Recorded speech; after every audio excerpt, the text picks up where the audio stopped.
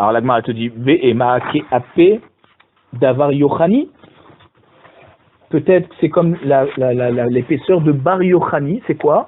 Bar Yochani, c'était un grand oiseau. Et alors, il avait un visage qui était plus grand qu'un téphar.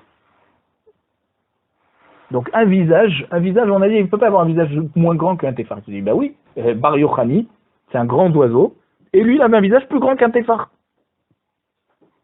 Tafasta merubelo tafasta, tafasta moi tafasta. Ne me prends pas l'exemple de cet oiseau rare là, d'accord? Dans la plupart des cas, il n'y a pas de panim plus grand qu'un téphar. Ema ke apetsi parta des outar tuva. Ouais. Alors, si tu veux prendre le visage d'un oiseau, ben prends le visage d'un petit poussin qui fait moins qu'un téphar. Ke apetsi parta des outar tuva. Donc, AP c'est un visage, Tsiparta de Tsipor, des Outar Touva qui est plus petit, encore plus petit qu'un téphar. Alors, elle te dit, Amar Ravacha Bar Yaakov, Ravuna, Pene Gamar. Ravuna, il apprend du mot Pene, d'accord, du visage. Et alors, Ktiv Hacha El Pene Akaporet. D'accord, par rapport au caporet, quand il devait asperger, El Pene Akaporet. Ou Ktiv Hatam, à propos de Yaakov Avinu, quand il a reçu la bracha de Yitzhak Avinu, Alav Shalom, il a écrit Me'et Pene Yitzhak Aviv. Le pasuk là-bas, c'est Vayi Achiyatso Yatsa Yaakov, Me'et Pene Yitzhak Aviv. Lorsque Yaakov est sorti devant le visage de son père. Et donc là-bas, c'est un visage humain. Il n'y a pas de visage humain plus petit que un téphar. D'accord? Donc c'est pour ça que nous on a dit aussi le couvercle du LPN à Caporet, c'était les mêmes termes, d'accord? C'est au moins un téphar. On se fixe par rapport à un visage humain, pas par rapport à un petit visage d'oiseau, d'accord? Alors la Gemara demande, Venelaf mipanim shel marala. On n'a qu'à alors parler du visage des malachim, d'accord? Dirtiv, kirot pene elokim batirtseni. Quand Yaakov a dit à Esav, quand Esav a accepté les cadeaux, pour que Esav accepte les cadeaux de Yaakov, il a dit, j'ai vu ton visage comme le visage d'Hachem. Ça veut dire quoi? Ton visage, il m'est important comme si j'ai vu le visage d'un malach, qui prend la taille humaine, d'accord? Et là-bas, on dit, alors, donc, on n'a qu'à parler du visage d'un malach. Là-bas, te dit encore, tafasta merubelo tafasta moi tafasta. D'accord? Okay. Si tu vas être tofes meroubé, ça veut dire que tu vas attraper le visage d'un malach qui est plus grand qu'un visage humain, alors on va te poser la question, pourquoi tu n'as pas pris la taille minimum qui est un visage humain? D'accord?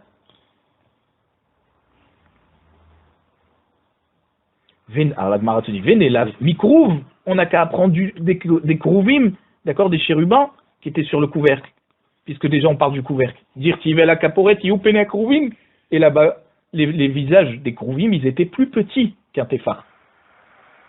Ils n'avaient pas la taille d'un visage humain. Amar Ravacha Bar Yaakov gemire en pene krouvim protim mitefar. Tu dis non, masoret beyadenu, la tradition nous a enseigné que le visage des krouvim, il n'était pas plus petit qu'un téphar. Donc il n'y a pas plus de préférence à apprendre du visage des krouvim que le visage d'un ben Adam. Veravuna nami me'acha gamir. Et même Ravuna, qui a appris de pene, la Xerashava, d'accord, il a appris du visage de Yitzhak Avinu, et bien lui aussi pareil. Lui aussi va te dire que les krouvim, il faisait aussi un téphar. Donc lui aussi, il a appris des krouvim, mais pas comme on avait dit en haut qu'il avait appris du visage de Yitzhak. Umaï, krouv, quelle était la forme des chérubins? Amar Rabbi Abahu keravia. Donc comme un enfant. Sheken bebavel korin linuka ravia. Parce qu'à Bavel, on appelait un enfant, d'accord, un nourrisson, on l'appelait ravia. Donc il avait le visage d'un enfant. Amarle Abaye. La Gemara demande. Abaye demande à Rabbi Abahu. Et la me'ata, si d'après toi que tu dis que le visage du chérubin c'était comme un enfant, dirtiv, d'accord, il y a un passouk dans Yecheskel à propos des 4 chérubins qui sont dans Merkava, dans le Maaseh Merkava, dans le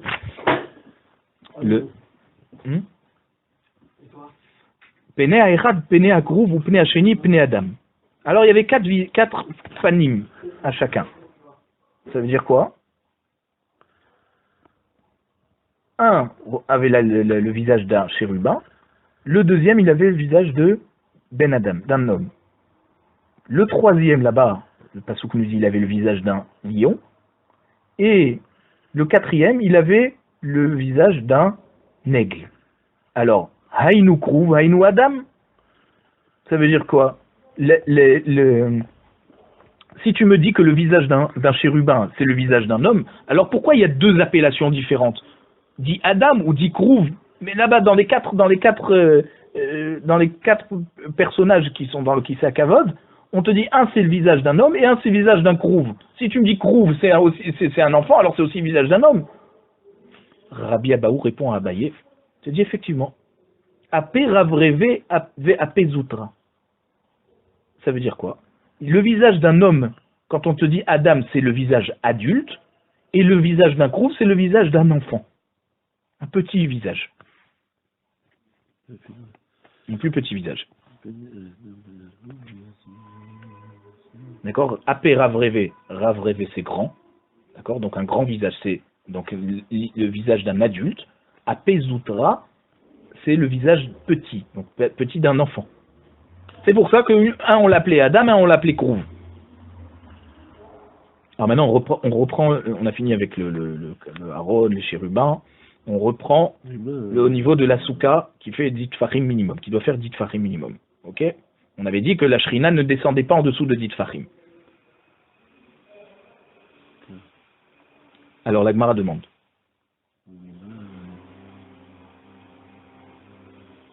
Mimai dachalala asara bar misechacha.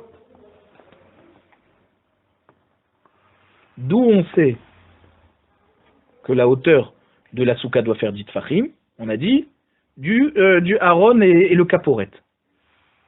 Qui te dit que le chiour de 10 tfachim de la souka, c'est le srach. Okay. Donc c'est le halal, c'est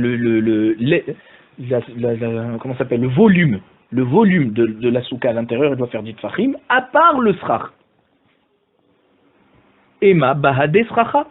Peut-être que le volume de la souka doit comprendre doit mettre ensemble le srach avec, quoi. Ça veut dire que le volume est plus petit puisque le srach fait partie des 10 tfachim. Et donc, si tu as une souka que les murs font moins que 10 tfachim, mais avec la hauteur du srach, on arrive à 10, c'est bon. La Gemara te dit non. Et là, mi bet olamim gamar. Les 10 tfachim, on l'apprend du Bet Amikdash. Dirtiv, à propos de Shlomo Ameler, qui a un passouk à propos de Shlomo Ameler qui a construit le Bet Amikdash, Ve'abayit asher bana Hameler Shlomo Lachem, Shishim Amaorko, Ve'ezrim Rochbo, ou Shloshim Amakomato. La dimension du Bet Amikdash, c'était 60 amot de long, 20 amot de large, et 30 amot de hauteur. Ça veut dire que la hauteur faisait 30 fachim. 30 amot, pardon. 30 amot, c'est plus ou moins 15 mètres. Uktiv, et à propos de la hauteur des Krouvim, des chérubins, au Bet Amikdash, on a écrit Komat hakeruv haechad eser ba'ama vechen hakeruv hasheni. Ça veut dire quoi? Les Krouvim qui étaient au Bet Amikdash, ils étaient au-dessus de la hauteur du sol. Eser ba'ama. Ouais. 10. Donc on voit que c'est 10 amot. Donc ils n'étaient pas posés sur le couvercle, ils étaient plus haut à 10 amot.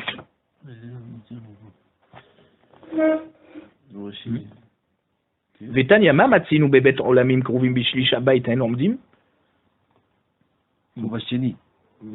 D'accord. Kruvim bishlish abayit en omdim. On a dit dans le Bet Amikdash que Shlomo a construit, c'était dans le premier Bet Amikdash Shlomo. Et les Krouvim étaient à hauteur de 1/3 de la hauteur du Bet Amikdash. Puisqu'on a dit là-bas, pas compris la chénie, Krouva chénie. Alors, Mishkan Nami, Kruvim Bishli Shabait Em Omdim. Non. Où c'est qu'il y a écrit chéni? Comment t'as Karou Echad Eser Bahama, Vechen Akrouva chéni. Le deuxième chérubin. Ils étaient les deux à la même hauteur. Ok. Donc, ils étaient quoi? Ils étaient. À 10, au-dessus de 10. Voilà, au-dessus de 10. Tania. Et la hauteur du chérubin, elle arrivait à un tiers du Beth Amikdash, puisqu'on a dit là-bas, c'était 30 amot, et la hauteur des Kruvim, c'était 10 amot. C'est-à-dire, là, lorsque on mesurait la hauteur maximum où se trouvaient les Kruvim, on arrivait à 10 amot. 10 amot, c'est plus ou moins 5 mètres. Non, ça veut dire qu'ils étaient aux 2 tiers, puisqu'ils faisaient 10 là en bas et 10 en haut, ça fait 2 tiers. Non, c'est en tout. La hauteur en tout des chérubins, c'est 10 amot. 10 amot, 10 et 10.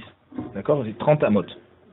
La hauteur, il y a 10 tfachim, il y a les 10 tfachim. Là, il y a 10, ça fait 20. En tout, il fait 30, donc ça fait 2 tiers. Non, c'est pas en tout qui fait 30. C'est toute la hauteur du Beth Amikdash qui fait 30 amot.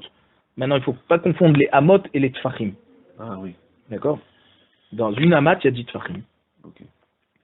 Donc les Kruvim étaient positionnés à un tiers du Beth Amikdash. Donc il te dit même dans le Mishkan c'était comme ça, pas seulement Shlomo Ameler. Même dans le désert, le Mishkan que Moshe Rabbeinu a fait, les Kruvim étaient positionnés à un tiers de la hauteur du Mishkan. Alors Mishkan Kamahave, d'accord, le Mishkan combien de hauteur il faisait? Eser Amot. Il faisait que 10 Amot de haut. Pas comme le Beth Amikdash de Shlomo Ameler qui faisait 3 fois plus de haut. J'ai compris. On a dit que Shlomo Ameler, d'accord, il a construit un Beth Amikdash de 30 amot de haut. 30 amot. Dans le Mishkan du désert, avant qu'il vienne en Eretz Israël, Moshe Rabbeinu il a fait un Mishkan de 10 amot de haut. Un tiers, il faisait un tiers de la hauteur de Shlomo Ameler. Ok, 3 fois plus petit, 3 fois moins haut. Donc, on a dit que les chérubins là-bas, ils étaient exactement pareillement positionnés dans le désert que dans le Mishkan de Shlomo Ameler. Dirtiv Eser Amot Orech HaKaresh. D'accord, la hauteur des krashim, d'accord, des linteaux du Beth Amikdash, du Mishkan dans le désert, faisait 10 amot. 10 amot, c'était plus ou moins 5 mètres. Betania Mamatsino, Olmim. Avant. Betania. Vetania, Mamatsinu beveton lamim kruvim bishli shabait omdim, Mishkan namim kruvim bishli shabait omdim. Il te dit, il y a une braïta qui nous dit que de même que dans le Bet Amikdash, Bet Olamim, c'est la maison pour toujours, ouais, Bet Amikdash que Shlomo Ameler, les kruvim étaient positionnés à un tiers du Bet Amikdash lui-même, puisqu'ils étaient positionnés à 10 amot. Et là-bas, le Bet Amikdash, il était haut de 30 amot à l'époque de Shlomo Ameler. Et donc ils étaient positionnés à un tiers de la hauteur de tout le Beth Amikdash. Pareil dans le désert, Mishkan Nami, dans le désert qui était dans le Mishkan qui était dans le désert, Kruvim Bishli Shabbat Amondi. Là-bas aussi les Kruvim, ils étaient à un tiers. Alors les Kruvim, ils étaient à un tiers. Et là-bas, c'était quoi la dimension du Mishkan? 30. C'était plus 30. Dans le désert, c'était seulement 10. Et tu me dis qu'ils sont positionnés à un tiers. Donc combien ils étaient? Mishkan Kama avait Eser Amot, dirtiv Eser Amot Orech HaKaresh. La hauteur des linteaux, c'est 10. Dans le Mishkan, hein? Kama Havelehu, Shitin Pushre. C'est combien 10 Amot? C'est 60 Tfachim. D'accord? Puisqu'on a dit une Ama, c'est 6 Tefach. 6 Tfachim. Donc il y a 60 Tfachim. Voilà, là on parle en Tfachim. On est dans le Mishkan. Tilte Kama Have, Esrim Pushre. Le tiers de 60, c'est 20. D'accord? Dal Asara enlève 10 Tfachim pour le Aaron lui-même. Combien il te reste pour les chérubins? Les Aaron Vekaporet c'était 10, d'accord? C'était 9 et 1, donc on a dit que ça fait 10. Maintenant, combien il te reste pour les chérubins? Pachouléou Asara, il te reste 10. Donc tu vois que les Kruvim, ils avaient exactement la même taille que le Aaron sur lequel ils reposaient. 10 et 10. Et dans le Beth Amikdash? Alors attends. Urtiv ve'ayu akeruvim porse kenafaim le ma'ala sochechim bechanfehem ala kaporet. Les kéruvim, ils étendaient leurs ailes vers le haut, d'accord? Donc plus haut que le visage. D'accord? C'est la tête des kéruvim. Regarde. la tête des Krouvim qui arrive à 10 Tfachim de haut. Mais les ailes, elles étaient au-dessus de la tête. D'accord? Des carrières, Achamana, Sracha, les Marla, Me'asara.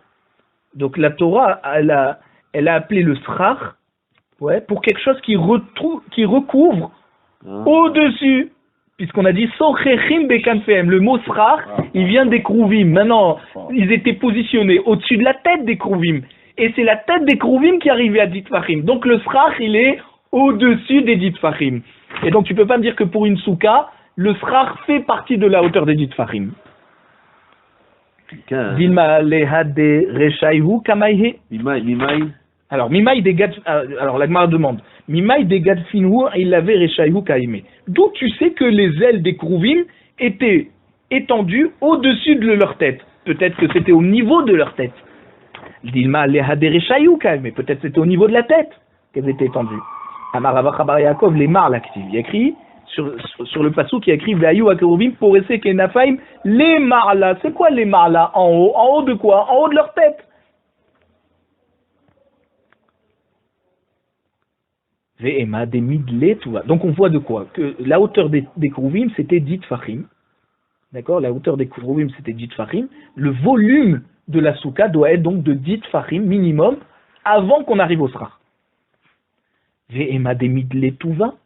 Peut-être que les ailes, elles étaient beaucoup plus haut, elles n'étaient pas plates comme ça.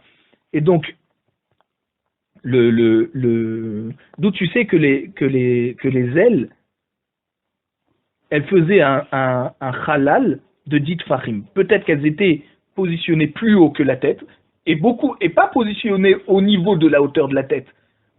D'accord?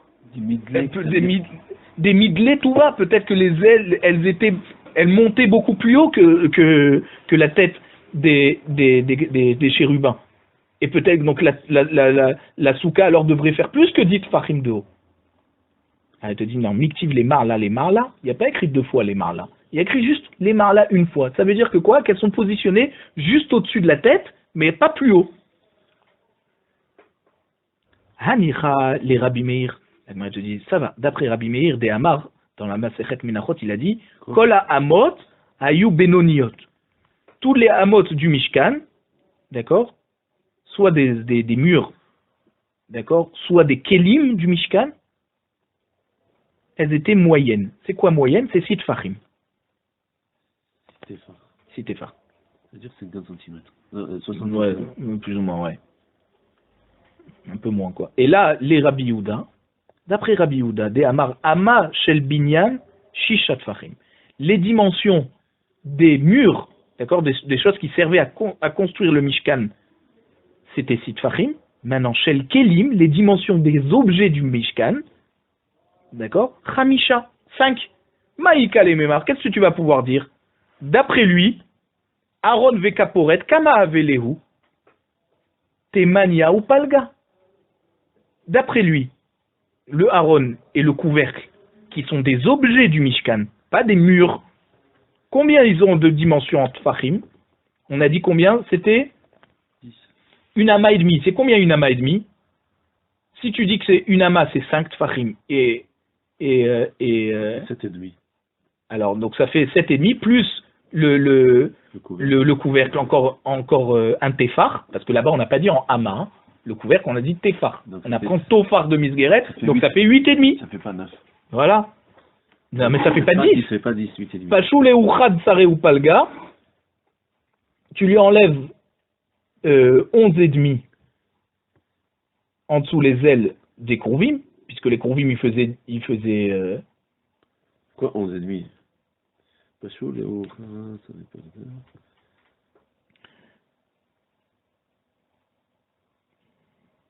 Il te reste 11 et il te dit, il te reste 11,5 en dessous de des ailes des Krouvim, puisque si tu as une hauteur, en tout, normalement c'était 20. Voilà, c'était 20. Or le Aaron d'après lui il est plus petit. Non, il fait 8,5. Il fait 8,5, donc tu as 11,5. Imasuka, Adeavia, Khadsare ou Palga. D'après Rabbi Yehuda, la souka elle doit faire 11,5 Fahim, pas 10 Fahim. Les Krouvim, il n'y a pas de marloquette qui faisait 10 Fahim. Il n'y a pas écrit en amot là-bas. Donc tout ce qui est en téphar, c'est un téphar.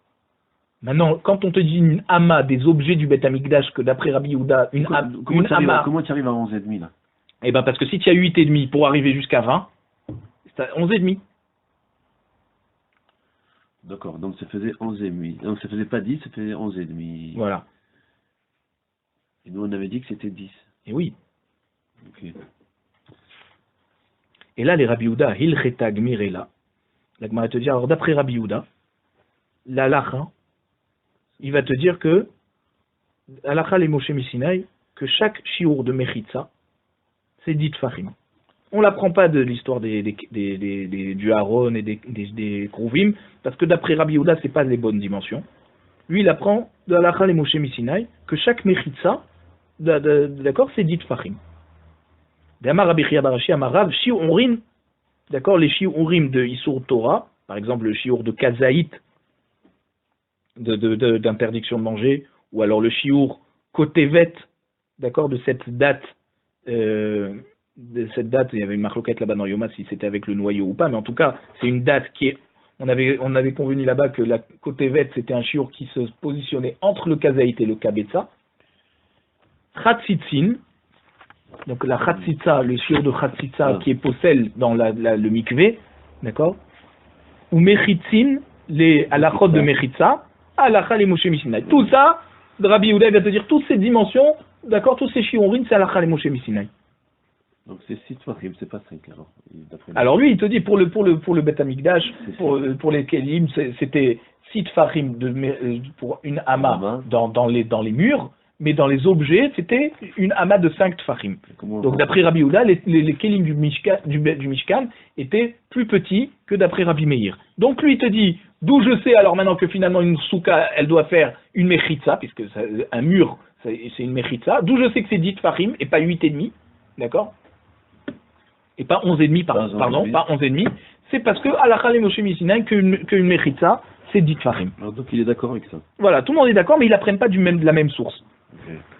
Shiurim, alors maintenant on reprend. Shiurim, tu me dis les Shiurim, ils ont été dit de halakha les Moshe Misinaï, de oraïta ninhu, c'est des psukim, c'est pas une halakha les Moshe Misinaï, c'est encore plus explicite. Dirtiv, il y a un pasuk qui te dit Eretz chita us ora vegefen ut ena verimon, Eretz zet shemen ut dvash.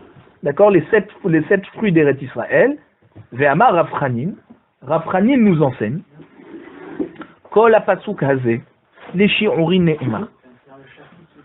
Donc, Kol ha-pasuk hazeh, les shi'urin ne'emar. D'accord? Tout ce pasuk qui parle des shvachim d'Eretz Israël, les shi'urin ne'emar. C'est pour te dire le shi'ur, d'accord?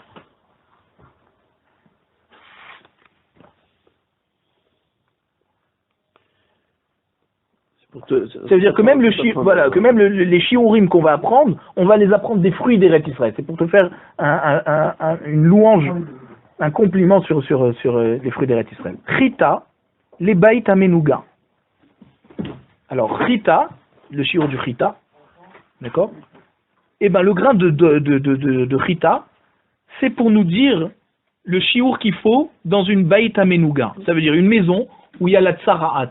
Il y a la lèpre sur les murs, d'accord? C'est combien la taille de la tache qui est sur le mur? Chita. D'accord?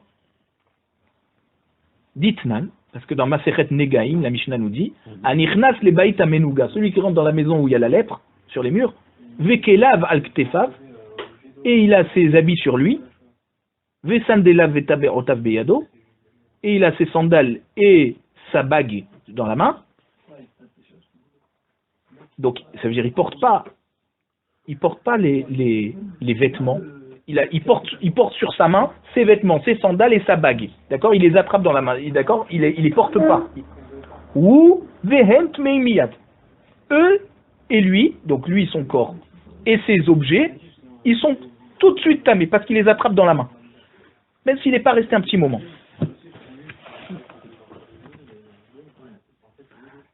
Aya lavouche kelav et sandalav beraglav. Par contre, s'il portait ses vêtements sur lui et ses chaussures dans ses pieds, veta beotav, beetz beotav, sa bague, ses bagues dans ses doigts, d'accord? ou tamé miyad, lui il devient tamé tout de suite dès qu'il rentre, son corps, mais vehen théorim acheishe bigde achilat prat. Eux ils sont théorim tant qu'il n'est pas resté le temps de manger un achilat prat, c'est quoi? Donc la moitié d'un pain qui est la quantité de nourriture qu'on a besoin pour une sérouda. Et combien de temps ça nous prend pour manger ça? Alors là, il y a des marloquettes entre 4 minutes et 9 minutes, d'accord? Pas traité. Voilà. Pas de théorie. On continuera dimanche, Bezrat Hashem, sur le...